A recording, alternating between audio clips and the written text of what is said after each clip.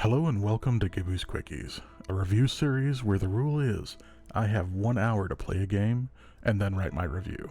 To some this may be unorthodox, but to me it's valuable information to have within what I like to call the referral window.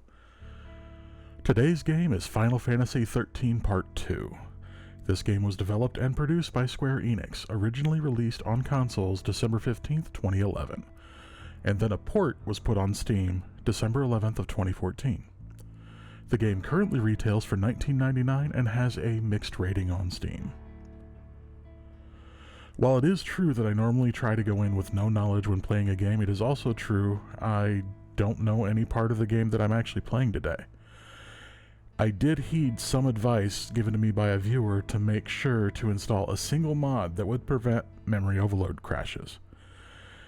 So, full disclosure, I did install the 4GB memory mod. This is the only mod that I installed before booting the game. If you're interested in finding the mod, I will include a link to the Steam article that has the walkthrough for it in the video description below.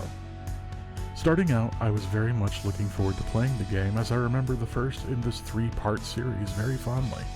Great music, stunning battles, amazing graphics, and I've always come to expect from a Final Fantasy game. Now, the opening is highly cinematic, almost like watching a movie that every now and again you must press a button to keep watching, fighting a chaos version of Bahamut as well as an emo Matt Mercer, Caius Ballad, who is wielding a massive crystal weapon. Summoning a comet to rain down ice on all the fighters around you. It's truly an epic battle to start the game with. When fighting is over, a person starts falling from the sky. You find out this is Null, one of the main characters of this game. We also learn that after the events of the first game, Lightning is in Valhalla, and not Assassin's Creed Valhalla. This place looks like an urban warrior's paradise. During the starting area, I did notice a lot of skipping or lag during cutscenes, which I expected given that this game is a port and not a remaster. But not to this extent. Square Enix could have done some optimization to prevent this in the near decade that it has been ported to PC. Now, there is a lot to love about this game. The music is top tier like any Final Fantasy game. The graphics are smooth, almost realistic. The battle scenes are highly energetic and fast-paced. All the scenes I experienced were well voice acted by both the English and the Japanese voice actors. Now, yes, I did go back. I went and I checked how it sounded, and they did an amazing job. I couldn't do that if it wasn't available. Now, with all that said, let's get on with some ratings. Gameplay, 3.5 out of 5 gems. The gameplay that I was able to experience was fluid, easy to do, mostly intuitive. However, it is fully customized for keyboard and mouse. While it does accept controller input, it doesn't correspond to the on-screen prompts. Now, I did have to take some points away because it doesn't really correspond to the on-screen prompts, and that is a pretty glaring flaw. But overall, I did love the action of the battles, the active time event prompts, and the cinematic nature of the game itself. While it isn't perfect, it was still enjoyable.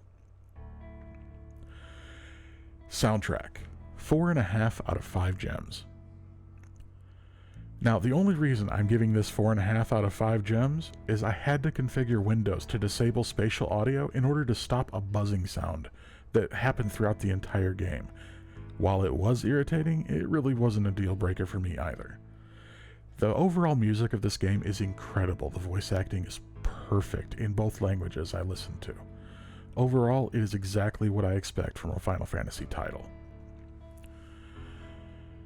Difficulty. Not applicable. The first hour of the game is almost entirely cutscene. I could not, in good conscience, give a difficulty rating on watching a movie. While this doesn't hurt the overall score, it certainly doesn't help either. I will say that what little gameplay I was able to experience and get some introspection on was not difficult. It was mostly hand-holding, which for the first Final Fantasy XIII was pretty much par for the course. A more laid-back approach to combat. Graphics, 2.5 out of 5 gems. Now, While I will say, this game is gorgeous, it is beautiful in every aspect, it is so poorly optimized that you get stuttering during some cutscenes. You actually have to mod the game in order to not crash due to some memory issues. Now this cannot be overlooked just because the game is pretty. To make sure I was giving the game as fair shot as possible, I reinstalled the game without the 4GB mod. This only made my experience worse, by a lot. Optimization matters, and we do need to let these companies know when they mess up this badly. Given that the game has been out for nearly a decade on Steam and these issues have not been resolved, it would be improper for me to give this a high score. Immersion, 3.5 out of 5 gems.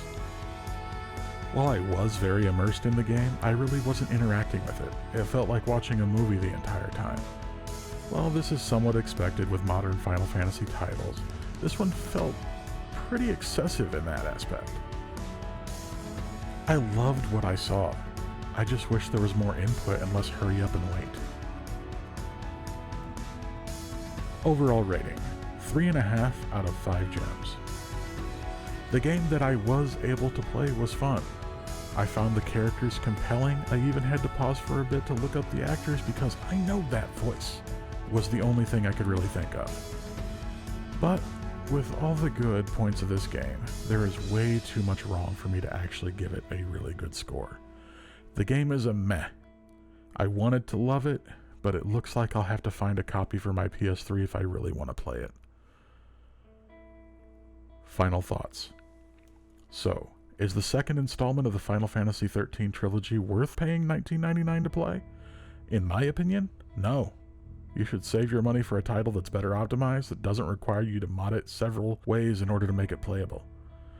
Honestly, I think Square Enix just brought the game over as an afterthought instead of taking a few months to actually make a stable port that they could release to PC. If you have a PS3, absolutely find and play, but if you're looking to get it on Steam, you gotta look somewhere else. I hope you like what I'm doing. If you do, please drop a like, leave a comment, and don't forget to subscribe. And also, remember to hit the bell so you'll be notified when I release my next video. If you have any games in your backlog that you'd like me to play, please feel free to leave a comment. I'll be happy to check them out. Now, I hope that you have a wonderful day, because remember what I always try to say. It is always a great day to have a great day. Bye-bye now.